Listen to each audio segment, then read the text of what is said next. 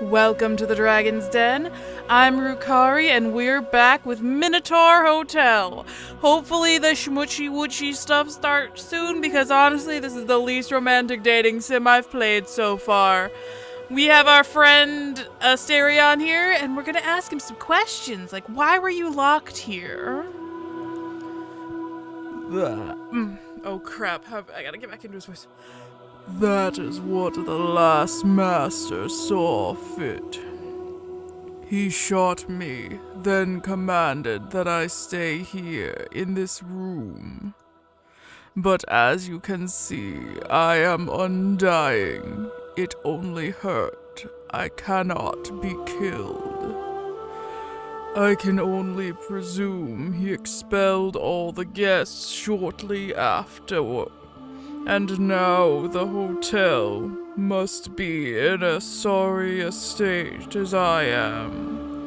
He locked the door as well, but his command was enough.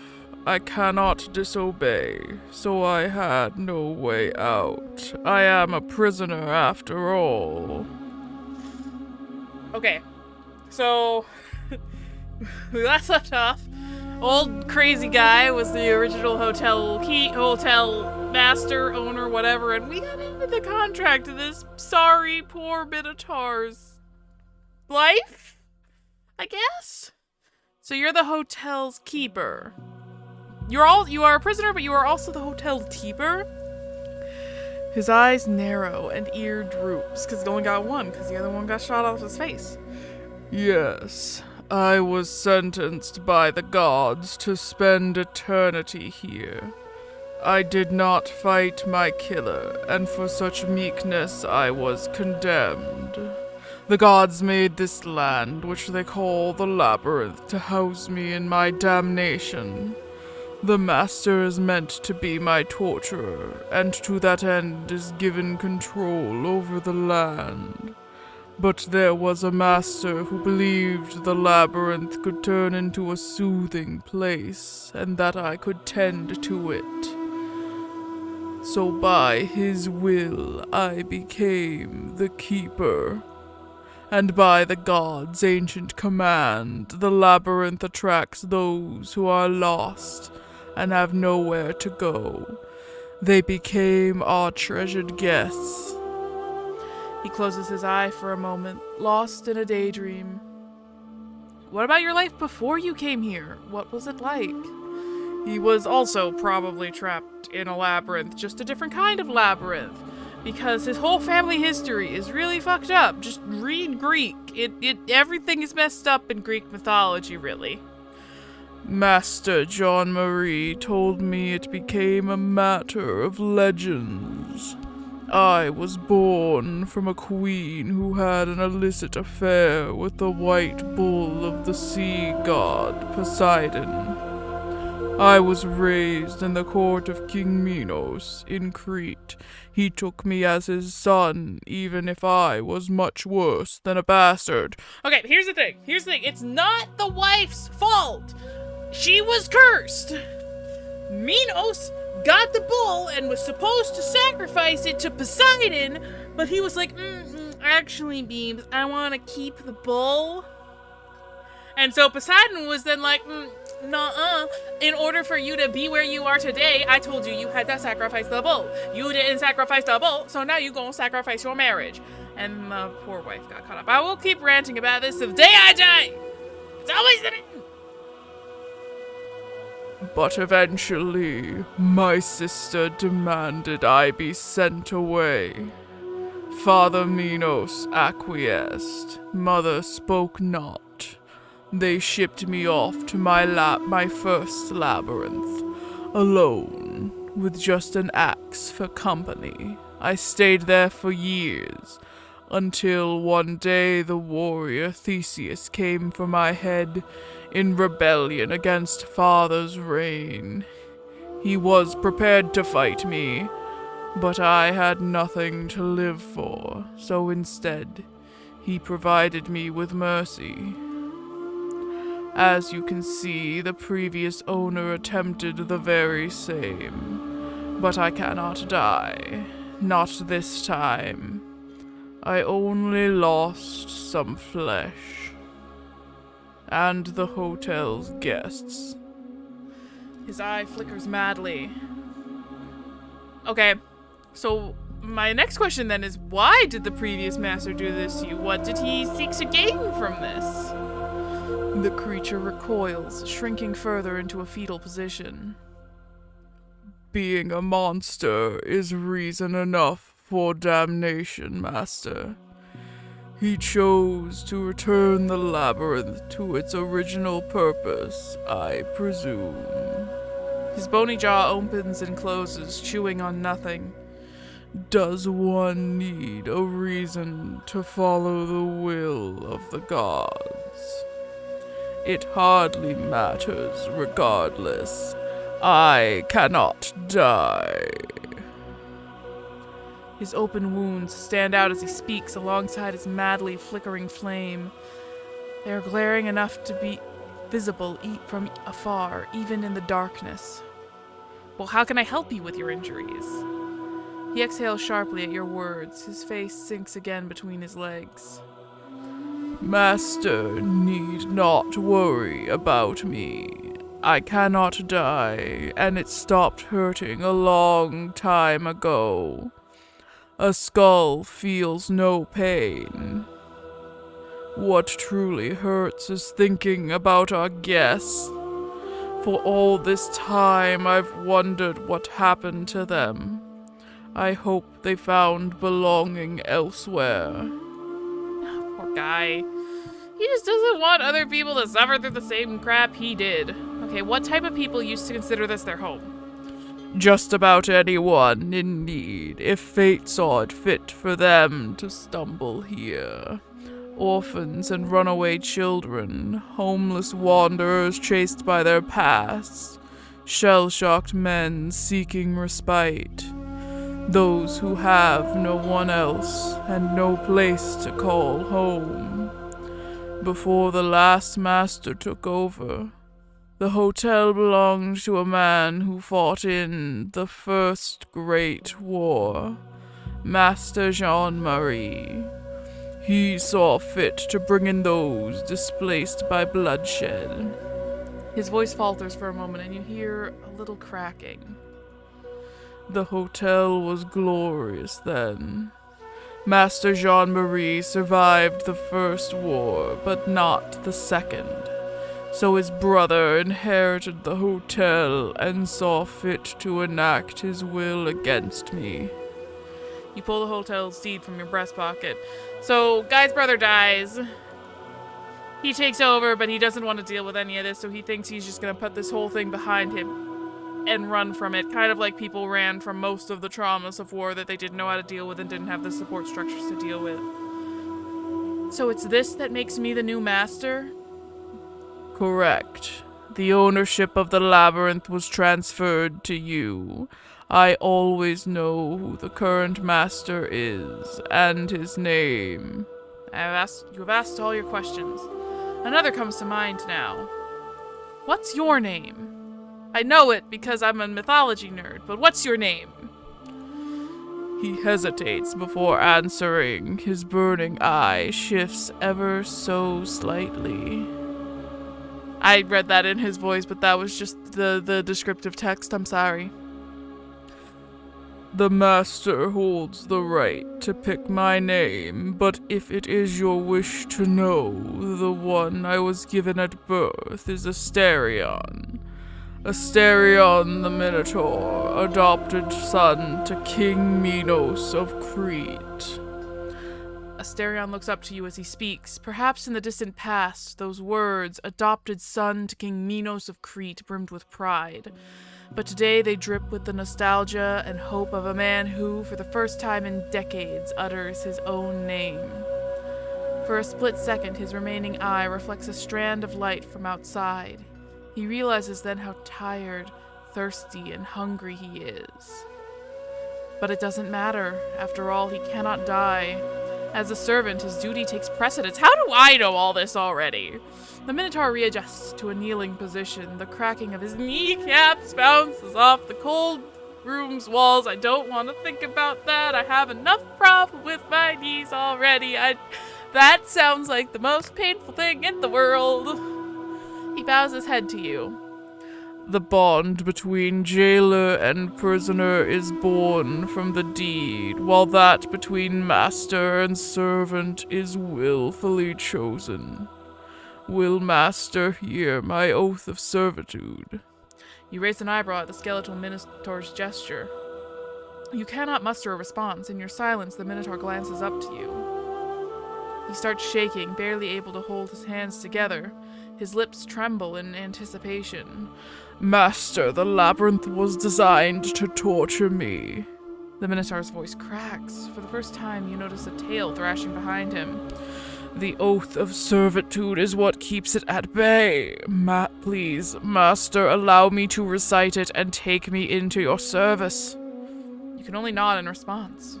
With your authorization, he's able to proceed after a minute to bring himself together again. Oh, that's fucked up. Oh, that's fucked up. This is not the fluff I was looking for.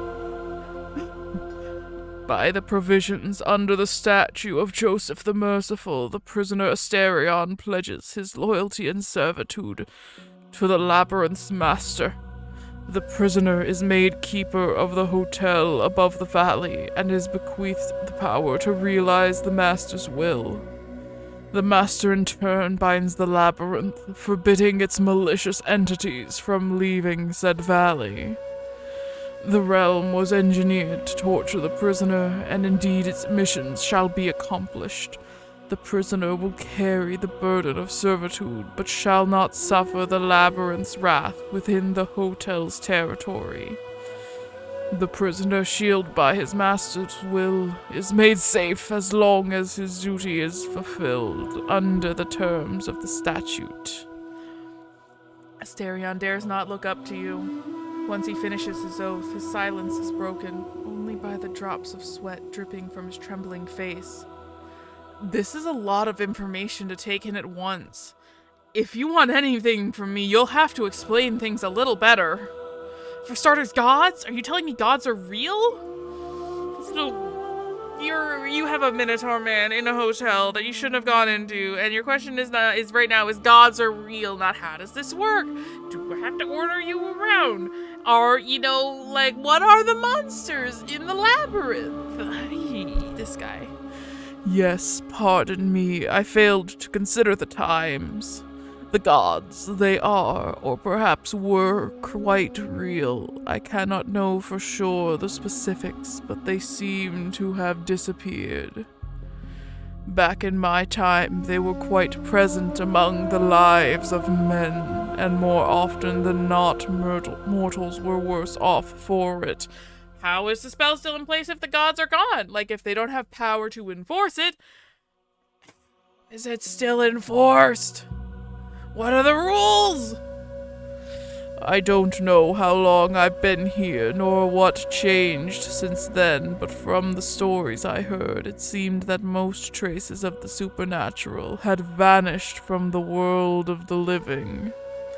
Does that answer Master's question? Not completely? What were the gods like? It was rare for mortals to know them personally, but the consequences of infuriating them were plain to see. The Pantheon was respected, but above all feared. They were not merciful. You can see for yourself. They sentenced me here. This is a lot to take in, if I'm being honest. The Greek gods are real, or at least were, is kind of life-changing. Are all the other gods real too? All others? I don't know. I believe many of them were, yes, but I can't know for sure as I do regarding the gods from my time. Were there other Minotaurs? No, I was the only one. Never saw or heard of another Minotaur in all those centuries. Probably because you were named specifically for the guy whose wife gave birth to you. There may be other bullmen, but you are the one Minotaur. Minotaurus. There are other supernatural beings. A few have appeared in the hotel here and there. Some were staff members even. But they've grown so very rare as of the last few centuries. But no minotaurs. Why haven't I seen them elsewhere then? Do they live in the woods, isolated from civilization? Are they dragons running pawn shops? Back before I got locked here, they used disguises. They passed as regular humans by using a charm. This just confirms my theory that all pawn shops and cash for gold businesses are run by dragons. It's the easiest way to get Chinese. But I wouldn't know if that is still what they do today. And this oath you were talking about, what does it mean? What do I gotta do? It's what protects me, my lord. There are creatures in the valley. They cannot harm me inside the hotel as long as I am under the master's service. The previous oath remained for as long as the hotel remained without a master. With your arrival, I am made vulnerable again. Please, allow me into your service. Will Master Rukari take Asterion as his servant under the terms of the statute? You literally have no other option. You can't just say, fuck off, I'm out of here. You literally have to say yes. Very well. Assuming you are speaking the truth. Yep, I accept you as my servant. I can't really say no. That would be a horrible thing to do anyways. Your words bounce off the walls and slither their way out of the cold room. The light dripping from the door behind you falters. Your shadow, draped over the Minotaur, flickers and shifts slightly. The world itself shudders under your words and responds by slithering into a new shape around you. Asterion looks down, his frame now slouched further forward and no longer shaking. My gratefulness knows no bounds. I shall not disappoint. I may be in a sorry state now, but I'll be quick to recuperate. If Master so allows, I will take my leave. I need only take a trip to the infirmary to patch myself up. He raises his head ever so slightly, glancing at the doorway. I am still unable to leave the room until you command me otherwise. Okay. I mean, you look half dead. I could just let you leave it, but I want to help you. You look like you can't make it that far. Undying as he may be, the Minotaur's body is atrophied. He won't go far on his own. You kneel down to his level. Despite the darkness, you can make out his scapula and sagging skin. Can you walk on your own? Asterion averts his eye by looking down to his legs. Master ought not worry about me. I can make it to the infirmary on my own. I've been through worse. He won't look up to you. There's just a hint of pride in his voice.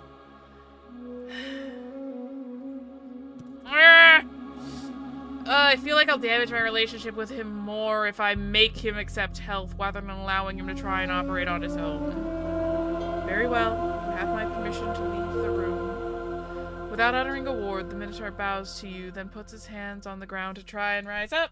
He struggles, first in snapping his knees from this new position, and then in finding his balance. He succeeds after holding on to one of the shells. One step at a time, he ambles towards the door, taking breaks to rest against a wall and adjust his eyesight to the light. I mean, you know, he is an undying Minotaur. It seems like he's making his way just fine. It takes a long time, but he leaves the cold room and makes his way to the infirmary. You follow him closely, making sure he doesn't trip and get hurt. His back is covered in bed sores. Against all odds, Asterion can indeed make it on his own. The infirmary is like looking into a period piece about the Second World War, with an added layer of dust and rust. Much like the kitchen, it was evacuated in a hurry. There are clipboards strewn about, medication vials left half open, even a hypodermic needle still loaded with a sickly yellow liquid. Did the guy just run through with a gun, screaming or something? Also, you look even worse in the light, my guy. Sorry. Squinting his eye, Asterion walks up to the drawers. He examines each one, silent, until one of them reveals shards of green glass and a purple, dried-out stain. The Minotaur slouches forward and sighs. He scrapes a finger on the drawer, trying to gather some of the purple dust, but it's no use. He continues looking around, and you do the same. All you find are dusty bandages, long-rotted medications, and deep in one of the drawers, a nearly empty bottle of wine. You hold it up against the window. There's just an inch of wine left. The cork is dried out and crumbling into dust. In this heat, it must have turned into vinegar already. You're about to put it back when you notice Asterion's gaze following the bottle. He looks up briefly to your eyes, his face contorted into a pleading frown. Yeah, is this what you want? You want this? The Minotaur nods meekly. The wine heals me. He does not budge until you extend it to him. Only then does he bow. The Minotaur sits on one of the infirmary's beds. The cork crumbles to dust when he pulls it, leaving the bottle still clogged. Can I help you with that? You extend a hand to him. He switches from looking at his bottle, held close to his chest, to your hand. Begrudgingly, he returns it to you. There's just enough cork left for you to pull it out. You return the bottle to the Minotaur. His hands shake as he tries to pour a few drops of the wine into the palm of his hand. He places the bottle on the nightstand. The Minotaur dabs his finger into the wine, leaving a single drop nearly falling from it, and touches one of his wounds. He repeats the process again and again. A few drops fall on the bed. His face frowns bitterly. When his handful of wine is nearly gone, he rubs the still wet hand on his exposed skull. It's only been a few minutes, but you can already notice some of his wounds healing. Okay, wine is magic. It doesn't just heal emotional wounds, apparently. The Minotaur notices you watching. His lips, or what remains of them, curl into a proud half-smile. Yes, I can heal quite quickly, provided I have the wine for it. It is just a pity the full bottle I had stashed was broken. I get the feeling that the guy who was here before me smashed it himself. Asterion reaches a hand to his back. He flinches as he grazes one of the bed sores. Let me help you with that, buddy. I don't think you can reach back there. Let me help you with that. You can't see it. He droops his ears in defeat, knowing full well you are right. However, he extends the bottle back to you with a speed betraying his eagerness. His tail flicks to and fro behind him. You dab a piece of old gauze with the wine and get to work. The Minotaur's wounds have a black tinge to them. A dark oil seems to have accumulated on them, oozing down his back in clearly defined rivers. He flinches when the fabric touches his damaged skin, but pushes back against you at the same time. His wounds close quickly, in an almost unsettling speed, almost like it's magic. 5 minutes later, you've run out of wine, but it was enough to rid Asterion of his most egregious bed sores. He lays a hand on his skull. I'll need a lot more wine for this. You ask if there's any other way you can help him. Asterion has a shy curve on his lips when he looks up to you from the bed. His tail flicks to the left, to the right. He swings his hooves over the floor. When he speaks, his voice is grave, however, and rumbles with sobriety. You've been too kind already, Master. It would be terribly unfitting of a keeper to impose a task upon his master, let alone as many as you've aided me with so far. His one remaining eye is half closed. Please worry not about me. He speaks then with a twinge of relief. Unless Master has a task for me, I shall take some rest here and then wash myself. I am most unfitting now for a keeper of the hotel. Master need not worry. Shouldn't you have some food first? What if you pass out in the bathroom? That shall not be an issue. I can obtain sustenance now that you've accepted me into your service.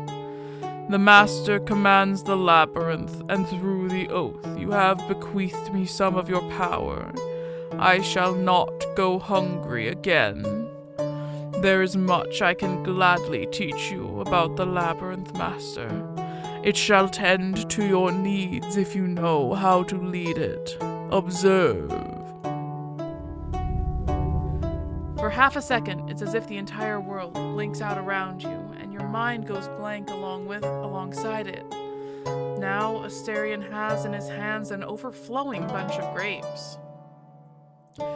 Do you like grapes? I hope these are to your liking. You hesitate before accepting food from him. Shouldn't he be the one eating first? Granted, I do love grapes. They're like one of my favorite fruits. The Master eats first, and only then may the keeper feed. Regardless, Master has been kind to me, and I would be happy to share with thee. The Minotaur seems eager to have you taste the grapes. They are impossibly sweet, but you only take a few, so he may start eating. He flicks his ear and tail at your enjoyment, then starts wolfing down the grapes. He barely looks up to you now. As soon as he's run out of grapes, a new bunch appears on his hands, then a cup of water, and more fruit still. When he does finally look up to you, he slows down and tries to clean his muzzle of all the juicy bits. His eyes betray a tinge of self-consciousness. I am sorry. I am more a beast than I am a man. Sometimes it gets the better of me. I should not be so brutish around Master. Although, in my defense, my table manners are excellent when I have the benefit of not being starved. He cracks a half smile. Even naked, with a disfigured muzzle covered with grape juice, Asterion looks up to you with a noble-like posture. His back is straight and his shoulders shift slightly to a broader stance. There's a tinge of pride in his barely noticeable smile, the small joy of having kept his dignity, even in impossibly harsh circumstances. Yeah, he easily could have gone insane or feral or just completely broken there, but he didn't. Perhaps this would be a good moment to let the Minotaur have some privacy. I'll let you have your rest. I'll come back to check on you later. Yeah, let the guy eat and everything. Asterion interrupts his feeding frenzy to bow to you, dignified despite the juices running down his mouth and chest. I shall be presentable after washing up, Master. Worry not about me. Yeah, no, I'm gonna give him some privacy. Like, I do not need to help him with his bath. Let him have some dignity. Very well. If you do need help, just yell, alright? I don't want you getting hurt, even if you can't die, as you say. Asterion takes a good look at you. His dark eye glimmers softly under the infirmary's light. There's almost a wetness to them. He breathes so slowly as he gazes at you, tail flickering to and fro. He takes in every feature of your face, one at a time. Please stop staring at me. Thank you for releasing me, Master. His eye betrays his drowsiness. He bows to you, and in doing so, nearly falls asleep.